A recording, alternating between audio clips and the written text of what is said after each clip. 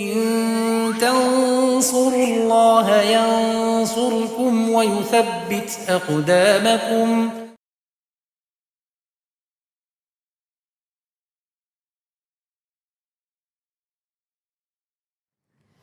إن الحمد لله نحمده ونستعينه ونستغفره ونعوذ بالله من شرور أنفسنا وسيئات أعمالنا. من يهده الله فلا مضل له ومن يضلل فلا هادي له. وأشهد أن لا إله إلا الله وحده لا شريك له وأشهد أن محمدا عبده ورسوله.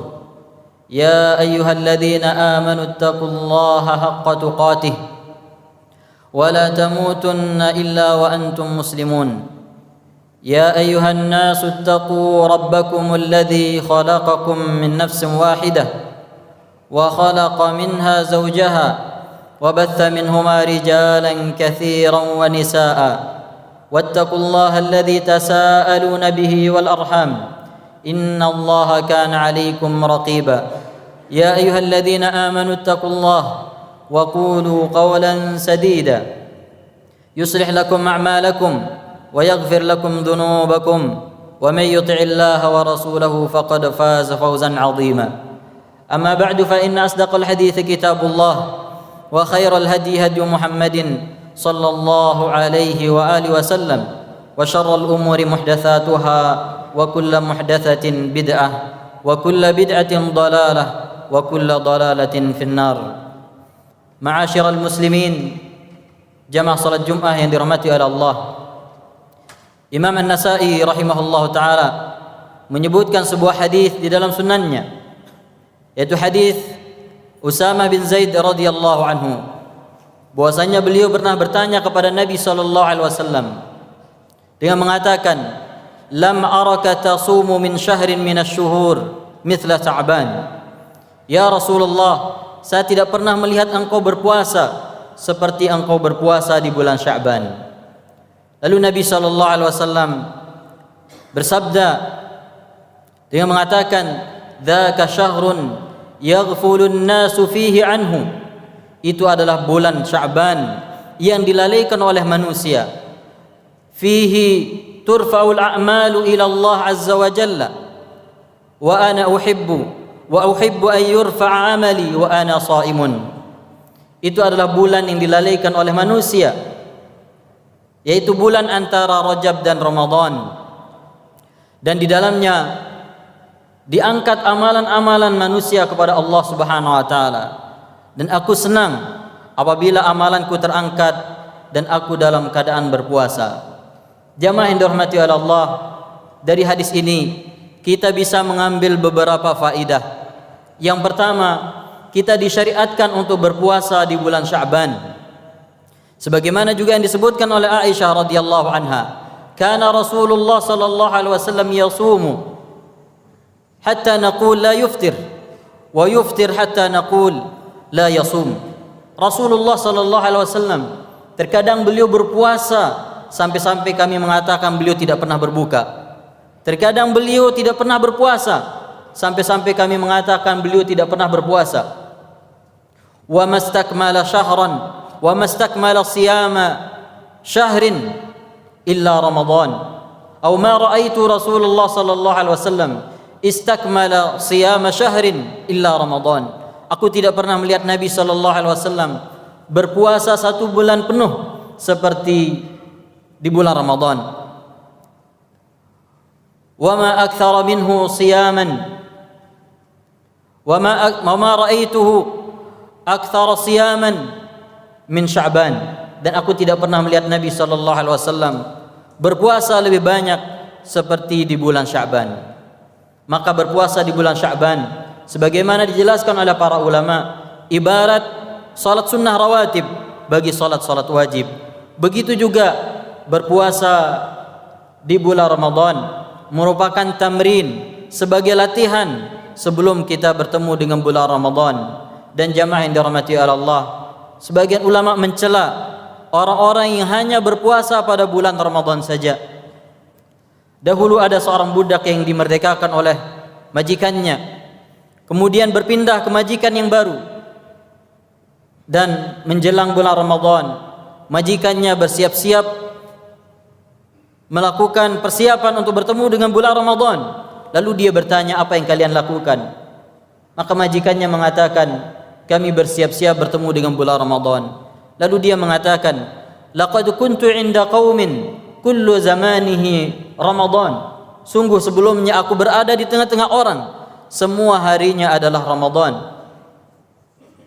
Maka hendaknya setiap muslim berusaha untuk memilih waktu-waktu, terutama waktu-waktu yang memiliki keutamaan khusus untuk berpuasa seperti bulan Sya'ban. Dan Nabi SAW di bulan Sya'ban yataharra al-itsnaini wal khamis.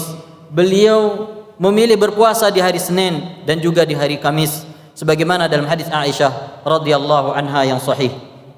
Faedah yang kedua yang bisa kita ambil dari hadis yang disebutkan oleh Imam Nasai tadi, bahwasanya kelalaian sering menimpa manusia, sebagaimana kelalaian banyak manusia tentang keutamaan berpuasa di bulan Sya'ban ini.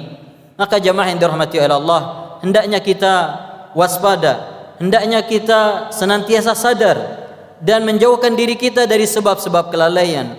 Allah Subhanahu wa taala memerintahkan kita jangan sampai kita dilalaikan oleh harta-harta kita, oleh anak-anak kita. Allah Subhanahu wa taala berfirman, "Ya ayyuhalladzina amanu la tulhikum amwalukum wala auladukum an dzikrillah. Wa man yaf'al dzalika fa ulaika humul khasirun." Wahai orang-orang yang beriman, janganlah harta-harta kalian dan anak-anak kalian melalaikan kalian dari berzikir kepada Allah. Barang siapa yang melakukan demikian, maka dia termasuk orang-orang yang rugi. Begitu juga Nabi kita Muhammad sallallahu alaihi wasallam dalam banyak hadisnya menyebutkan beberapa sebab yang bisa menyebabkan orang lalai. Seperti dalam hadis Anas radhiyallahu anhu, beliau berkata, Zakara Nabi sallallahu alaihi wasallam yawman 'anis salah. Suatu hari Nabi sallallahu alaihi wasallam menyebutkan tentang salat. Lalu beliau bersabda, "Faman hafadha 'alaiha kana lahu nurun wa burhanun wa najatun yaumal qiyamah."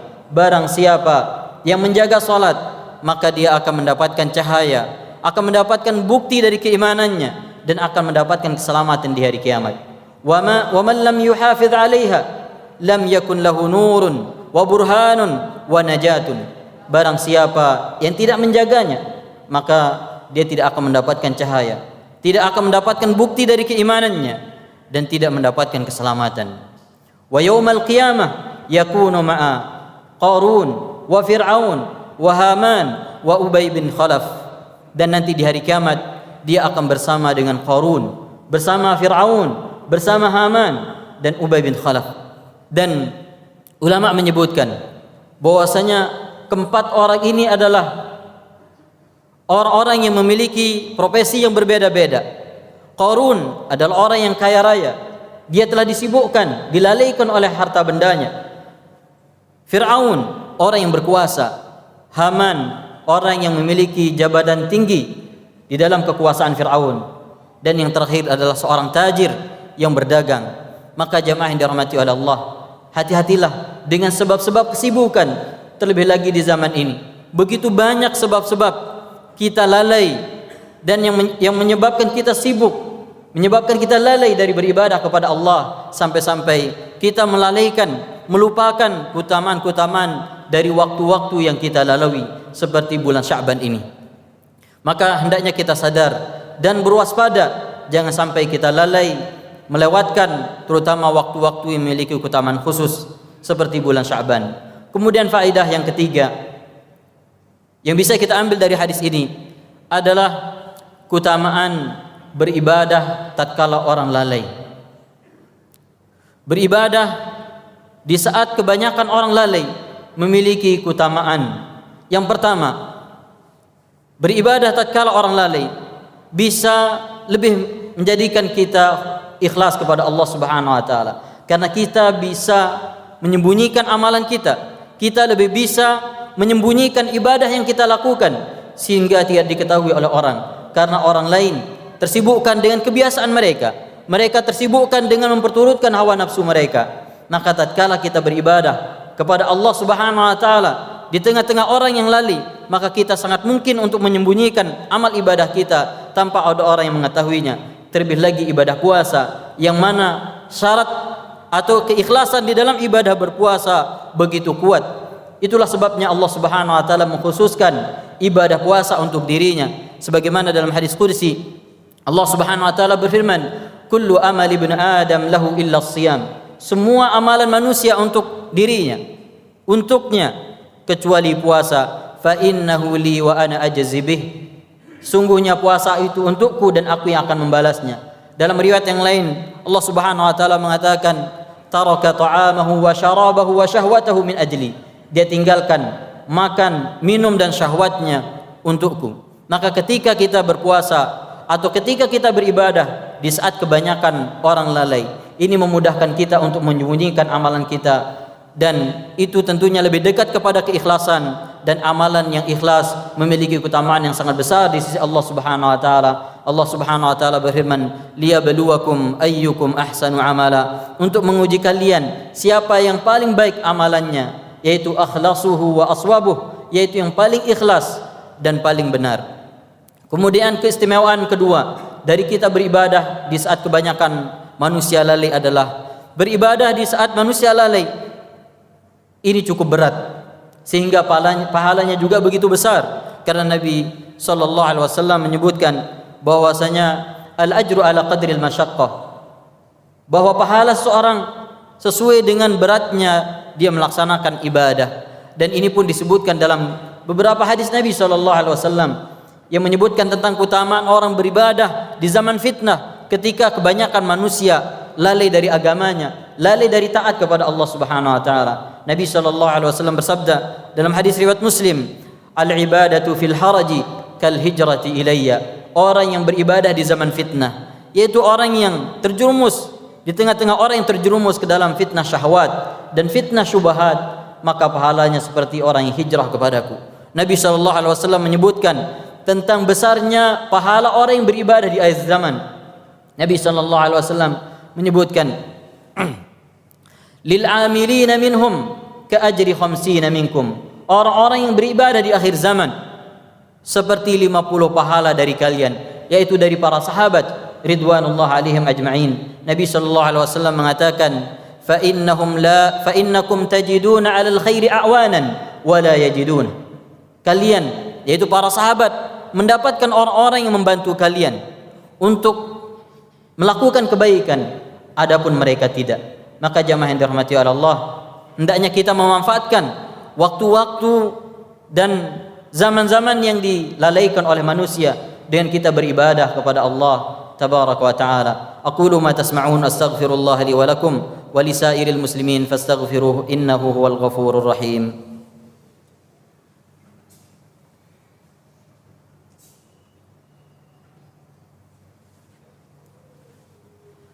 Alhamdulillahi ala ihsanih wa syukru lahu ala taufiqihi wa amtinanih, wa ashhadu an la ilaha illallah wahdahu la syarika lah, wa ashhadu anna Muhammadan abduhu wa rasuluh sallallahu alaihi wa ala alihi wa sahbihi wa sallama tasliman katsira, amma ba'd.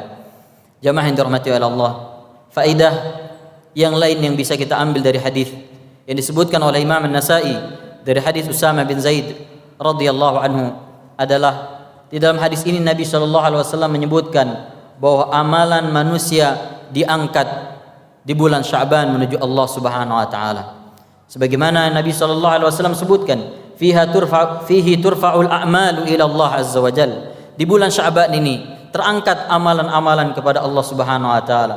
Wa uhibbu ayurfa'a amali wa ana shaimun. Dan saya senang apabila amalanku terangkat dan aku dalam keadaan berpuasa. Jamaah yang dirahmati Allah, amalan kita tidak hanya terangkat di bulan Sya'ban saja, bahkan setiap harinya. Setiap kita salat subuh dan setiap salat asar, ada malaikat-malaikat yang ditugaskan oleh Allah bergantian untuk mencatat amal perbuatan kita kemudian diangkat. Nabi sallallahu alaihi wasallam bersabda, yata'aqabuna fikum malaikatun bil-lail wa malaikatun bin-nahar. Malaikat bergantian, malaikat siang dan malam bergantian kepada kalian. Wa yajtami'ani fi salatil asri wa salatil fajr. Kedua malaikat ini bertemu ketika salat subuh dan juga ketika salat asar. Faya'rujul ladzina batu fikum. Kemudian malaikat yang bermalam bersama kalian naik menuju Allah Subhanahu wa taala. Fayas'aluhum ma huwa a'lamu minhum. Lalu Allah Subhanahu wa taala bertanya kepada mereka, dan tentu Allah Subhanahu wa taala lebih mengetahui daripada mereka. Kaifa taraktum ibadi? Bagaimana kalian meninggalkan hamba-hambaku? Lalu malaikat tersebut mengatakan, atainahum wa hum yusallun wa taraknahum wa hum yusallun. Kami datangi mereka, mereka dalam keadaan salat, dan kami tinggalkan mereka, mereka dalam keadaan salat. Begitu juga amalan kita diangkat oleh Allah Subhanahu wa taala setiap hari Senin dan juga setiap hari Kamis.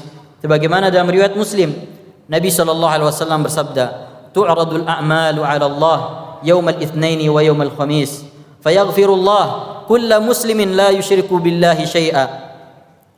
Amalan-amalan ditampakkan di hadapan Allah Subhanahu wa taala setiap hari Senin dan setiap hari Kamis. Lalu Allah Subhanahu wa taala mengampuni setiap muslim yang tidak berbuat syirik kepada Allah, yang tidak menyekutukan Allah Subhanahu wa taala dengan suatu apapun, kecuali orang yang sedang berselisih atau bertengkar dengan saudaranya. Lalu Allah Subhanahu wa taala mengatakan, da'u hatta yastaliha, biarkan mereka berdua sampai mereka berdua berdamai. Maka jamaah yang dirahmati oleh Allah, salah satu yang menghilangkan kelalaian dari diri kita adalah menyadari akan hal ini, yaitu menyadari bahwa amal perbuatan kita tercatat. Ma yalfidhu min qawlin illa ladaihi raqibun atid. Tidak ada ucapan yang kita ucapkan melainkan ada malaikat yang mencatatnya. Amal perbuatan kita terjaga, lalu itu dilaporkan kepada Allah Subhanahu wa taala. Imam Ibrahim An-Nakhai rahimahullah, ketika datang hari Kamis, beliau mendatangi istrinya sambil menangis. Beliau mengatakan, al-yaum tu'radu a'maluna. Hari ini amalan kita dibawa ke hadapan Allah Subhanahu wa taala. Maka berhati-hatilah jamaah yang dirahmati Allah di bulan Sya'ban ini. Jangan sampai penutup dari catatan amalan kita adalah keburukan dan maksiat. Lihatlah bulan-bulan sebelumnya telah berlalu dan kita belum sempat banyak melakukan ketaatan kepada Allah Subhanahu wa taala. Apakah di bulan yang baik ini kita akan lari juga? Apakah kita tidak tergerak untuk mempersiapkan diri bertemu dengan bulan Ramadan, untuk melatih diri kita beribadah di bulan Sya'ban ini? Bulan Sya'ban di kalangan orang-orang saleh terdahulu disebut sebagai Syahrul Qurra, yaitu bulannya ahli-ahli Quran, karena di bulan Ramadan, di bulan Sya'ban ini mereka murajaah hafalan-hafalan mereka yang mereka gunakan untuk salat tarawih yang begitu panjang nanti di bulan Ramadan. Maka apa yang sudah kita persiapkan untuk bertemu dengan bulan Ramadan? Jangan sampai kita bertemu dengan bulan Ramadan, kelalaian masih kita bawa, dosa-dosa masih kita bawa tanpa kita pernah bertaubat kepada Allah Subhanahu wa taala. Maka inilah kesempatan yang Allah Subhanahu wa taala berikan kepada kita untuk keluar dari kelalaian kita, untuk bisa bertaubat kepada Allah Subhanahu wa taala, agar Allah menghapus dosa-dosa kita, dan semoga Allah Subhanahu wa taala senantiasa memberikan kita taufik untuk beribadah, dan semoga Allah Subhanahu wa taala menerima amal ibadah kita. Allahumma salli ala Muhammad wa ala ali Muhammad kama sallaita ala Ibrahim wa ala ali Ibrahim innaka Hamidul Majid. Allahumma barik ala Muhammad wa ala ali Muhammad كما باركت على إبراهيم وعلى آل إبراهيم إنك حميد المجيد. اللهم اغفر المسلمين والمسلمات المؤمنين والمؤمنات الأحياء منهم والأموات. ربنا ظلمنا أنفسنا وإن لم تغفر لنا وترحمنا لنكونن من الخاسرين. ربنا آتنا في الدنيا حسنة وفي الآخرة حسنة وقنا عذاب النار. وصلى الله على نبينا محمد وآخر دعوانا أن الحمد لله رب العالمين. إن تنصروا الله ينصركم ويثبت أقدامكم